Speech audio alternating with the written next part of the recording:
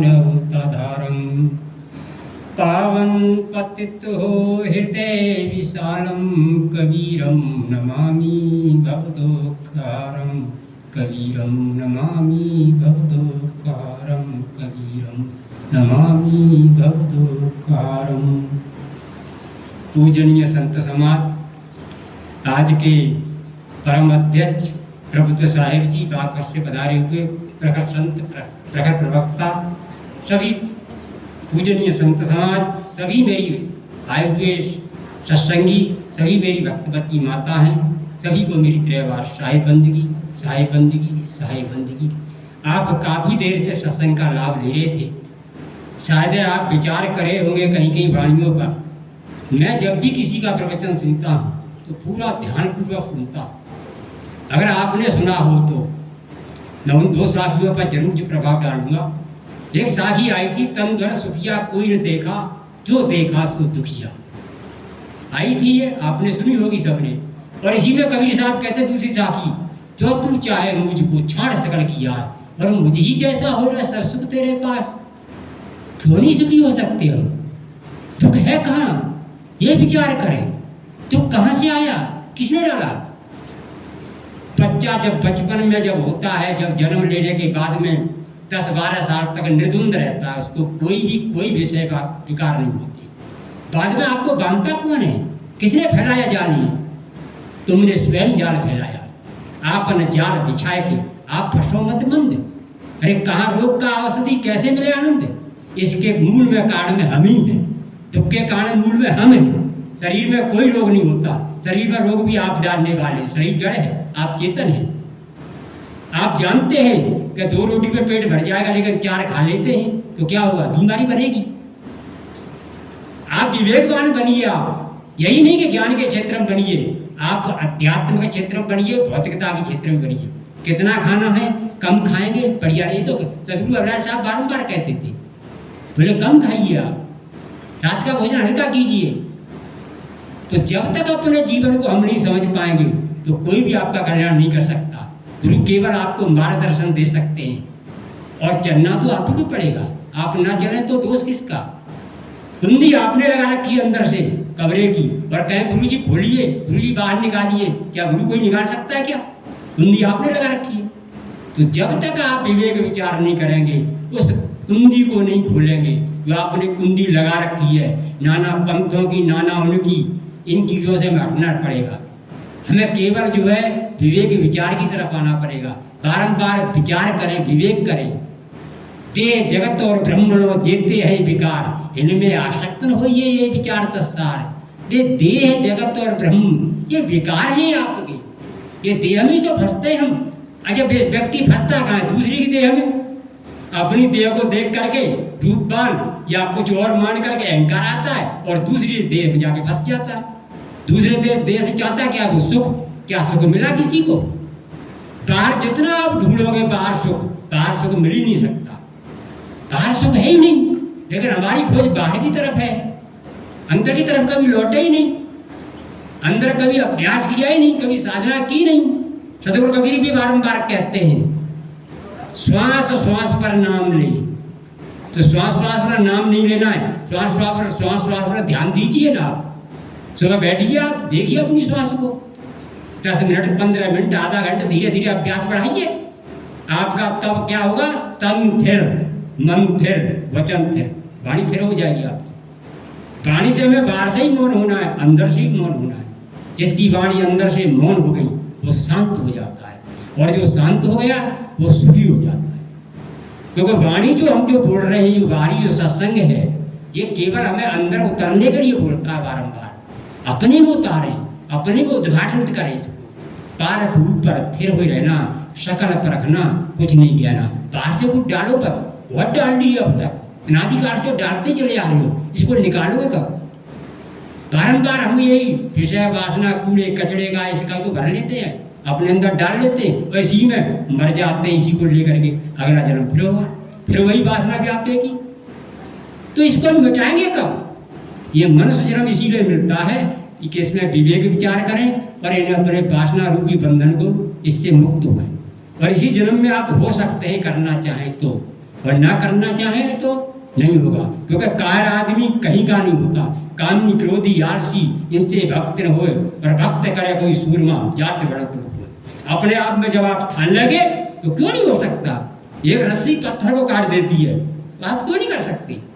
लेकिन आप भरोसे बैठे रहे और के कि कोई गुरु बंधन काट देगा या कोई कर्म कांड से कट जाएगा या एक नारियल फोड़ लेंगे उससे हमारा सारा बंधन कट गया, हमें सतलोक प्राप्त हो जाएगा, ऐसा कभी नहीं हो सकता। ऐसे गुरु कहने वाले भी नरक में जाते हैं कि हम जो नारियल तोड़ गए तुम्हें जो मुक्त कर देंगे, कभी नहीं हो सकता। ये नारियल तोड़ने वाला रेडी पर 100 या 200 गोले रोज तोड़ता है, जब वो मुक्त नहीं होता तू कहाँ से मुक्त हो जाएगा। हमारे कबीर पंथ में भी ऐसे कर्मकांड चले गए जिनका कोई ठिकाना नहीं। सदगुरु कबीर तो हमेशा जो है प्रखर प्रवक्ता रहे और उन्होंने क्रांतिकारी संत रहे। उन्होंने कहा कर बनिया बल अपनी छाड़ बिरानी याद, अरे जाके आंगन न दिया वैसो कैसे मेरे प्यार। काम वासना तेरे अंदर है, तू अपनी काम वासना को मिटा, बाहर काम वासना नहीं है।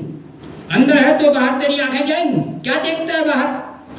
मन मत तेरे साहिब तो हृदय में अपने घट में, जब जान लिया कि मेरे घट में साहिब है फिर बाहर क्या लगता है। बाहर जहां जहां जाएगा अगर विवेक नहीं होगा तो कटना डालेगा बाहर से।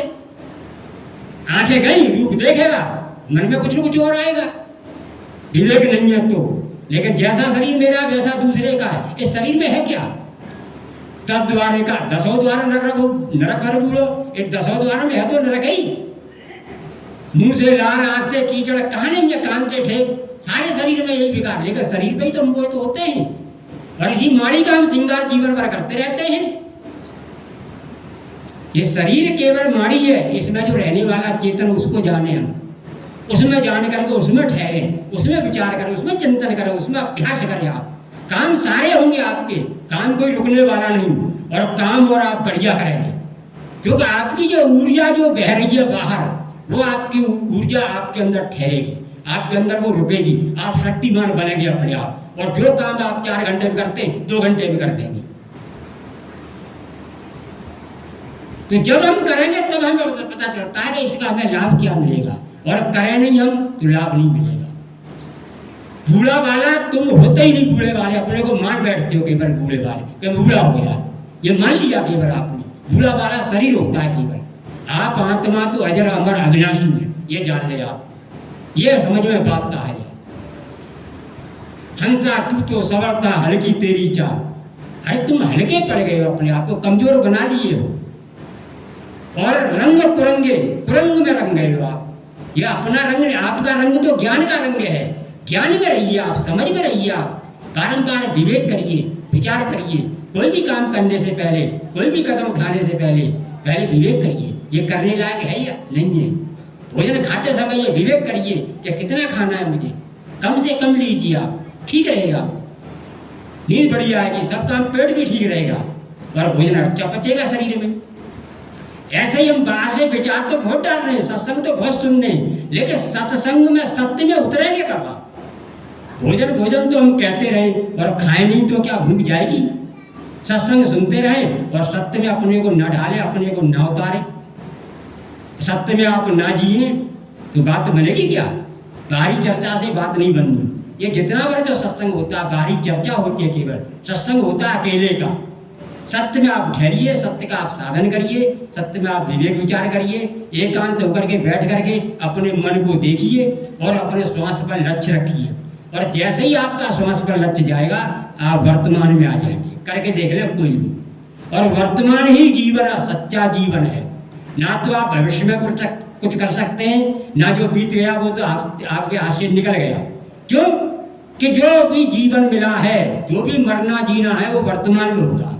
कल नहीं मरेगा कोई भी, जब भी मरेगा वो वर्तमान में मरेगा, और जो जी रहा है वो वर्तमान में होगी। तो इसलिए वर्तमान का लाभ लीजिए, वर्तमान में आप साधन करिए, आगे पीछे की बात छोड़िए। कौन क्या कर गया, कौन क्या नहीं कर गया, जीवन आपका है। अपना जीवन बनाए या बिगाड़े, ये आपके हाथ की बात है। महापुरुष तो सब अपना अपना काम कर गए, उनकी जय ना हम बोले तो भी उनकी तो जय है। दूसरों की जय से पहले खुद को जय करें। अरे अपने आप को जय बना लीजिए, आपको अपने आप को कस लीजिए आप कि हमें इसी जन्म में अपने आप को मुक्त करना है, तो आप कर सकते हैं। लेकिन आप करना ना चाहें तो कभी नहीं हो सकता। ये आपकी हाथ की बात है। आज आप ठान लें किसी भी प्रश्न से, किसी भी चीज़ से आपको रोकना चाहें, आप रुक जाएंगे। हाँ, थोड़ा परिश्रम तो आपको करना पड़ेगा, और थोड़ा नहीं, कभी कभार पूरा पूरा परिश्रम करना पड़ता है। सुबह आप उठिए और परिश्रम कीजिए, आप पसीना निकाल दीजिए। मैं गारंटी के साथ कहता हूँ उस आदमी को कभी बीमारी नहीं हो सकती। और जो सुबह उठ करके भी या सुबह लेट उठता है, निठल्ला पड़ा रहता है, पसीना निकालता नहीं, शरीर को चलाता नहीं, उसको बीमारी घेरेगी घेरेगी, ये पक्का नियम है। कोई क्या मेरे भाग्य में लिखा है? भाग्य में किसी ने नहीं लिखा, तुमने खुद लिखा है। हम मिर्च हम खाएं, मुंह किसी पड़ोसी का जले, ये हो ही नहीं सकता। मिर्च आप खाएंगे तो आपका मुंह जलेगा। इसलिए आप गलत काम ना करें, कोई भी गलत काम करने से पहले सोचें, विचारें, गलत चिंतन भी ना आने दें। अगर आपने चिंतन दिन में गलत किया है, बिस्तर पे आपकी नींद खराब करेगा ही करेगा। इसलिए बारंबार अपने आप पर यह ध्यान दें कि कहीं मैं कुछ गलत तो नहीं कर रहा, कहीं कुछ गलत बोल तो नहीं रहा, या गलत कोई विचार तो नहीं अंदर डाल रहा मैं अपने अंदर। वही विचार आपके दुख का कारण है।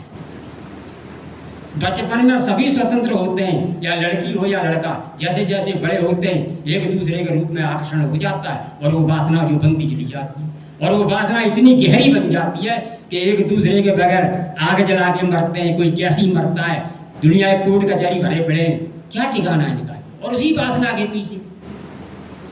और ये वासना ही बीज है, जो अपनी वासना को मिटा देगा मुक्त हो जाएगा। जब तक ये वासना मिटेगी नहीं तब तक मुक्त नहीं होता। 84 में आप जाते आते रहेंगे, जीवन आपका है। चाहे तो आप स्वतंत्र हो जाए, बंधन काट सकते हैं, चाहे आप बंधन बांध रहिए, इससे आप स्वतंत्र हैं। इसी के साथ मैं ज़्यादा ना कहती हूँ, अपनी वाणी को विराम देते हुए बोले सतगुरु कबीर साहिब की जय, संत समाज की जय, भक्त समाज की जय। साहिब बहुत बढ़िया, धन्यवाद साहिब जी। बहुत एक क्रांतिकारी विचार है, और जिस तरह आपने कहे कि हमारे कर्म में जो है बातें वो कोई दूसरा काट नहीं सकता। अक्षर से हमें पंडितों ने कहा है कि कहते एक पद है साहिब का बीजक में शब्द 40 में, पंडित बात बदे सो झूठा, राम कहे जगत गति पावे, खांड कहे मुंह मीठा। पूरा पद में बहुत सारी बातें कही है, लेकिन हमें ऐसा कोई कहने से चीज हो जाए तो शक्कर कहने से हमारा मुंह मीठा हो जाए, ये बात नहीं होती। हमें राम नाम के साथ, भजन के साथ कर्म में सुधार लाए बगैर कोई सार्थकता नहीं मिलेगी। तो इसके तत्पश्चात हम जिनके वाणी विचारों को सुनने के लिए लाए थे, आज के मुख्य प्रवक्ता परम पूज्य प्रबुद्ध साहिब, पारक सिद्धांत के पारक गुरु है, संत कबीर प्रबुद्ध आश्रम गौरीपुर रोड हमन विहार बागपत उत्तर प्रदेश से आए हैं। और इच्छा शक्ति अच्छी हो, आदमी हमेशा ये देखता है, आदमी कोई बहाना बनाता है कि मुझ में मेरे पास ये धन होता तो ऐसा करता, मेरे पास शक्ति होती तो करता, और आदमी ऐसे यही सोचता है। लेकिन जिसके पास कम से कम साधन हो वो भी बहुत कुछ कर सकता है, इच्छा शक्ति हो। इन्हीं शब्दों के साथ मैं साहिब जी से निवेदन करता हूँ कि वे अपने ज्ञानामृत से हमें ज्ञान गंगा में डुबकी लगाने का अवसर दें। प्रबुद्ध साहिब, साहिब